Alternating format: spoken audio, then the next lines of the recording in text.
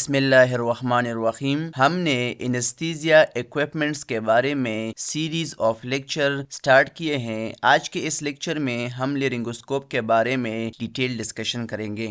پہلا ہے meaning of لیرنگوسکوپ. Basically لیرنگوسکوپ کا جو ورڈ ہے یہ 2 ورڈز کمبینیشن ہے. لیرنگو کا مطلب ہے لیرنگس اور سکوپ کا مطلب ہے ٹو سی، یعنی کسی چیز کو دیکھنا. تو لیرنگوسکوپ کا مطلب یہ ہوا کہ وہ ڈیوائس جس کے ذریعے ہم لیرنگس کو دیکھتے ہیں. لیرنگوسکوپ ایک ڈیوائس ہے جو زیادہ تر انستھیزیا میں یوز ہوتی ہے. اس کے ذریعے ہم گلوٹس کو دیکھتے ہیں تاکہ جب بھی ہم ٹریکیل انٹوبیشن کرے وہ اچھی اور صحیح طریقے سے پرفارم ہو جائے. اس کے علاوہ انٹوبیشن کے علاوہ اس کو ہم ڈائگنوسٹک پرپس کے لیے بھی یوز کرتے ہیں کہ جب بھی ہم لیرنگس میں کوئی ڈائگنوسس کرنی ہے تو اس کے لیے بھی ہم اس لیرنگوسکوپ کو یوز کرتے ہیں.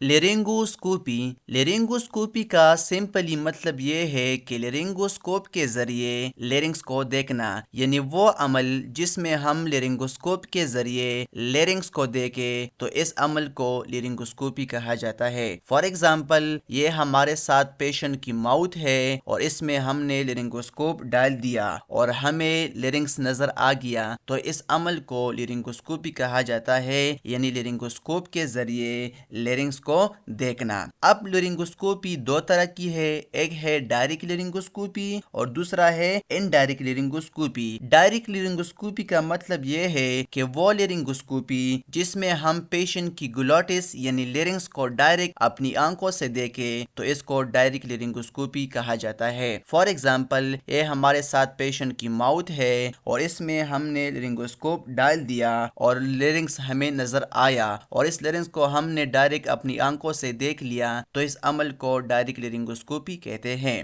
انڈائریکٹ لیرنگوسکوپی کا مطلب یہ ہے کہ وہ لیرنگوسکوپی جس میں ہم پیشنٹ کی گلوٹس یعنی لیرنگس کو انڈائریکٹ یعنی کسی کیمرے یا لینز یا اسکرین کے ذریعے دیکھے تو اس کو انڈائریکٹ لیرنگوسکوپی کہتے ہیں. اب ہے کلاسیفیکیشن آف لیرنگوسکوپ یعنی ٹائپس آف لیرنگوسکوپ. تو لیرنگوسکوپی کے بیس پہ ہم لیرنگوسکوپ کو 3 کیٹیگری میں ڈیوائڈ کرتے ہیں. پہلا ہے ڈائریکٹ ریجڈ لیرنگوسکوپ، یہ والا. دوسرا ہے انڈائریکٹ فائبر آپٹک ریجڈ لیرنگوسکوپ اور تیسرا ہے فلیکسیبل فائبر آپٹک لیرنگوسکوپ جو اس پکچر میں نظر آ رہا ہے. پارٹس یعنی کمپوننٹس آف ریجڈ لیرنگوسکوپ کے ریجڈ لیرنگوسکوپ میں کون کون سی پارٹس ہوتی ہیں. بیسیکلی ریجڈ لیرنگوسکوپ میں 2 پارٹس ہوتی ہیں. پہلا ہے ہینڈل اور دوسرا ہے بلیڈ. ہینڈل میں بیسیکلی بیٹریز ہوتی ہے اور یہ batteries tip of the blade میں بلب ہوتی ہے، اس کو انرجی دیتی ہے لائٹنگ کے لیے.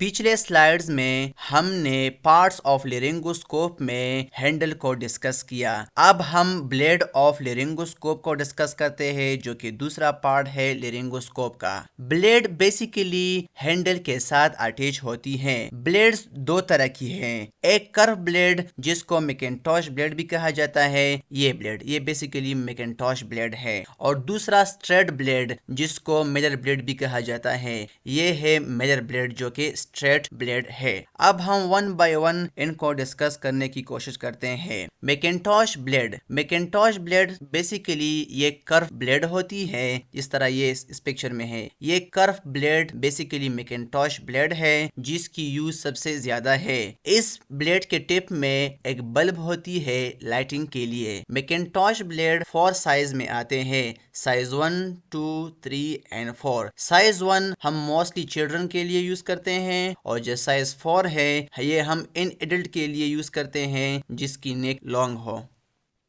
اب دوسرا ہے Miller blade basically straight shape blade ہوتی ہے لیکن اس کی جو ٹپ ہے وہ سلائٹلی کرو ہوتی ہے. میلر بلیڈز کو میلر بلیڈ اس لیے کہا جاتا ہے کہ یہ سب سے پہلے ڈاکٹر رابرٹ میلر نے ڈیولپ کیا تھا پیڈیاٹرک یوز کے لیے. میلر بلیڈ کو ہم موسٹلی چلڈرن میں یوز کرتے ہیں. میلر بلیڈ کی جو سائز ہے وہ 00 سے لے کر 4 تک ہے، یعنی میلر بلیڈ 6 سائز میں آتے ہیں.